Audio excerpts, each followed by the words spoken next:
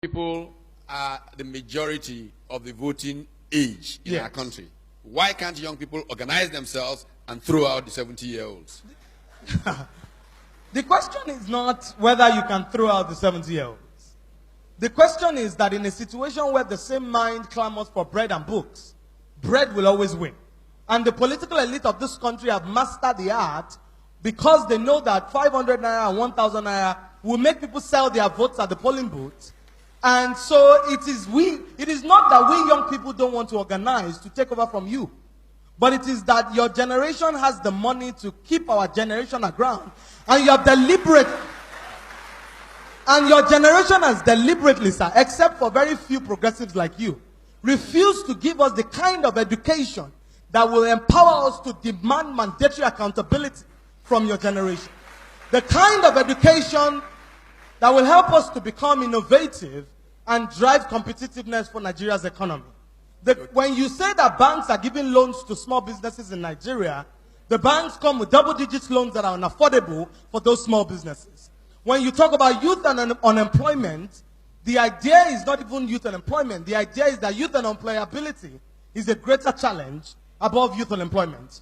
When you do not empower our generation to speak English so that we can get the right kind of jobs that will help us stand side by Singapore, Finland, and Canada, you deprive us of our fundamental humanity. I agree with you, don't worry.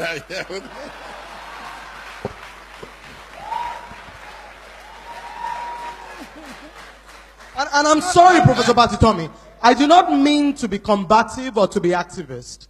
This is a platform for reasonable conversation. Absolutely. But I believe that young people like me get the opportunity to speak truth to power only once in a while. And I stand here for an entire generation. I cannot curry it for the old people. The policy makers, the captains of industry, the people who make decisions in private companies to sponsor reality shows and refuse to sponsor youth empowerment programs, they sit in this room. And it is therefore important that I put the voice of my generation on the agenda, because I know you people are That's the ones. why I started with you. Give me a break. I started with you because I know that. Based on logistics, there are two categories of young people in Nigeria today. The first category, the educated, empowered, and privileged. The second category, the poor, the deprived, and angry young people, who form the majority of the youth population you refer to, and are the ones that have become the tools of trade in the hands of the politicians. So we, the young people who are educated and can make the type of decisions and understand where Nigeria needs to go, are in our minority. The ones in the villages and the bushes who don't have education, who are poor and angry, who become area boys, do not even have food to eat 3 times one day. Now, where do we go from here?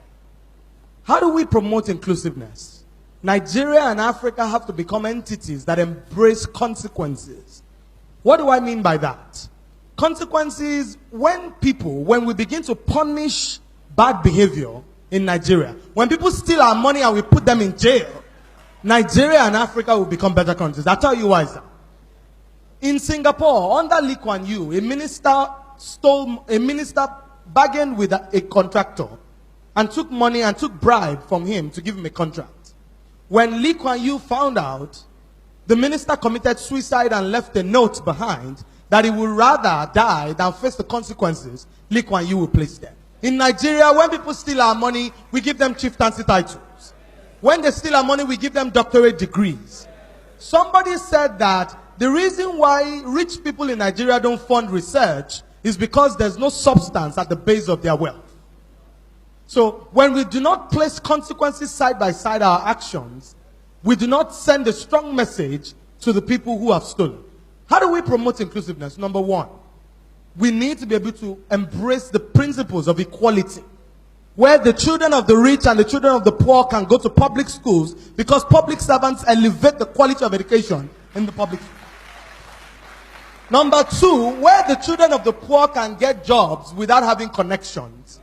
When they go to University of Lagos and go to University of Ibadan, and they are given the same kind of jobs that people like me who went to Harvard University Kennedy School can get. That is when we become an equal country. A country where the children of the rich go to school abroad and come back to lead the corporations is not a country. We're just simply cohabiting. Why do I say that? As things currently stand, one day, during the Occupy Nigeria protest in 2012, the area boys didn't protest to Oshodi. They didn't go to Agege. They didn't go to Yanokpaja. They went to VGC. They went to Ikoyi. They went to Lagos. They went to VIA. It means that they know the homes where the rich people, the children of the rich people stay. And the truth is that in a country like this, where we continue to segregate and keep the children of the poor aground, this country is going to go up in flames one day. People are going to get to a point where they cannot take anymore. And people are going to get to a point where they cannot take anymore. When we create jobs, we cannot, within companies, we cannot decide that, for example, the children of the rich must be superior to the children of the poor. And as we continue to promote the ideas of diversity, of inclusion, of equality, we need to move forward and think about how to strengthen the economy of Nigeria by diversifying.